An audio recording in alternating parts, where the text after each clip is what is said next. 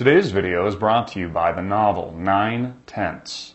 Nine Tenths is more than just a thriller. It's a sobering and all too real look at the end of the road we've already begun to travel, and I applaud the author for a job well done in presenting it.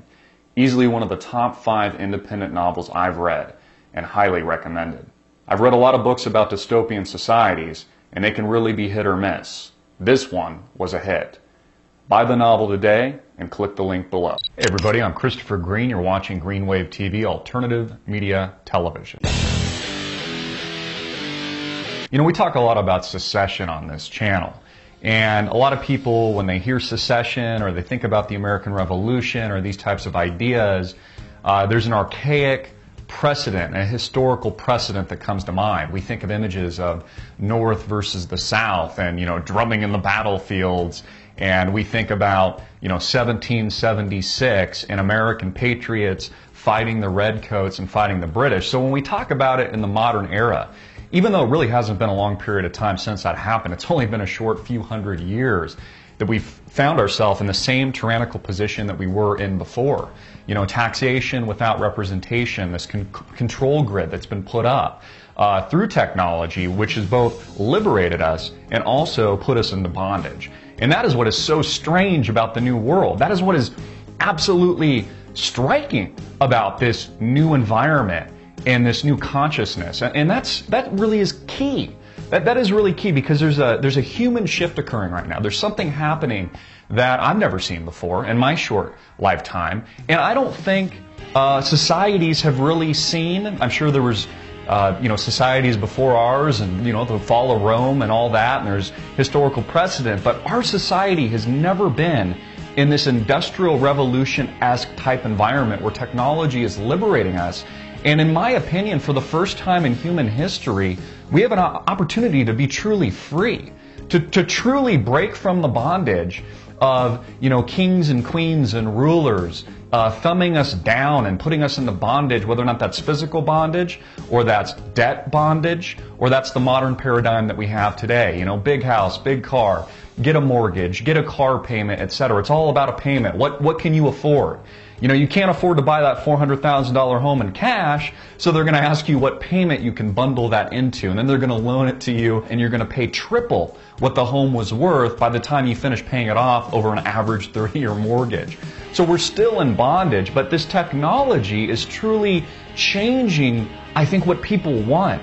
And it's about humanity. It's about the pursuit of happiness. I think people realize, looking at their parents, especially Generation X and Y, that really kicked some butt, created a lot of wealth. We're also seeing the fallout from that generation. We're seeing the negative side effects. We're seeing how we've been poisoning ourselves over the past few decades. That wealth creation is a byproduct. A lot of negatives came with it. We're pumping our beef with steroids. We're ingesting foods from places like McDonald's and fast food restaurants that probably cause more cancer and more health issues and health concerns than cigarettes do. Or the traditional evils that we say, you don't want to touch that because, too much alcohol, too much smoke, too much pollution, etc. is going to kill you. Well, what about the food we eat? So there's a byproduct of this where I think Generation X and Y also sees their parents and maybe even their grandparents, if they were lucky enough to know them and know what, at least interpret what that Great Depression era might have been like. We want so much more. And there's a consciousness shift. And I see people, I see it especially on our channel, and I see it especially because I get so many emails from around the world. People want a dramatic change. I'm seeing a move away from money.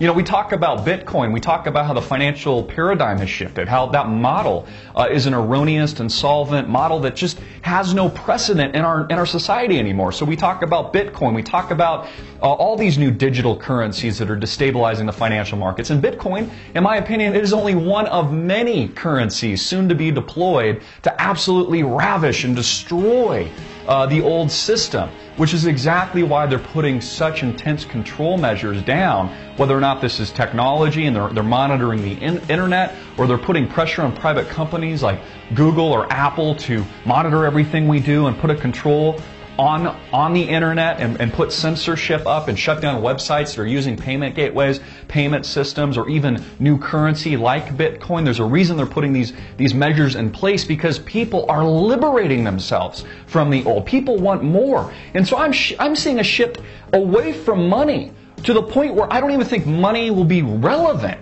in the not too distant future. People want more. People are asking the question, with all this wealth, with all this wealth creation that we've had over the past several decades, why is there still so much pain and agony and poverty and homelessness and people can't get enough food here in this country, in the United States, not just abroad, not just in these other countries like Africa, and we think of Somalia and people with their ribs hanging out. But why is there not a better world that's been created? Why aren't we better utilizing our resources? And I know this sounds a little bit socialist in nature, and believe me, I'm a capitalist. I believe in the free market. I believe in private enterprise. I believe that the hardest worker and the innovator and the entrepreneur should win, and because of the risk that they took on, should bear the rewards of that. But where is the private market putting to use these funds and putting to use this wealth in a more creative, palatable, and efficient manner to solve some of these bigger world problems?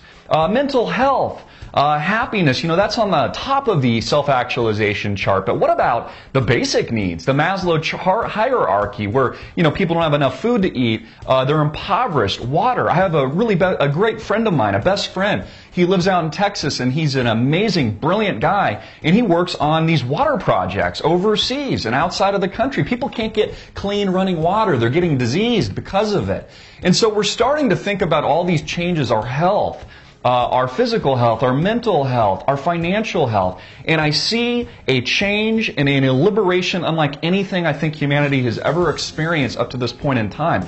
And it really is a gigantic shift in human consciousness and in the human condition in general. People want more. So I think this is such an incredible and exciting time to be an American, to be a person of the world, anywhere in the world that you may be watching this video. And so when we talk about secession, and we talk about civil war, and we talk about these movements that are happening, it's not just the archaic viewpoint of what's happening. It's not just that historical perspective. Secession and this progressive movement is so much more, and is so different from what the textbooks tell us, and we always know that the winners are the ones that write history. Secession is almost an individual secession. It's a societal shift.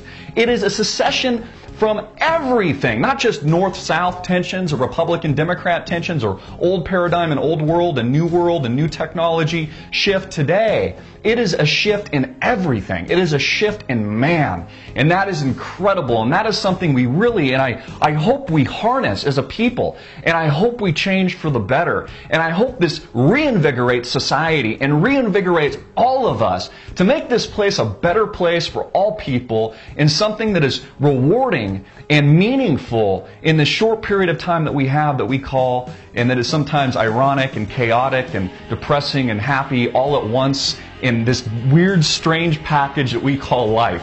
I'm Christopher Green. You've been watching Green Wave TV, alternative media television, and I just deliver the Daily Wave, hard-hitting and in your face. Please get this video out everywhere. Subscribe to us on YouTube, Facebook, follow us on Twitter, support our sponsor, click the link below, and get it out to the world. Peace.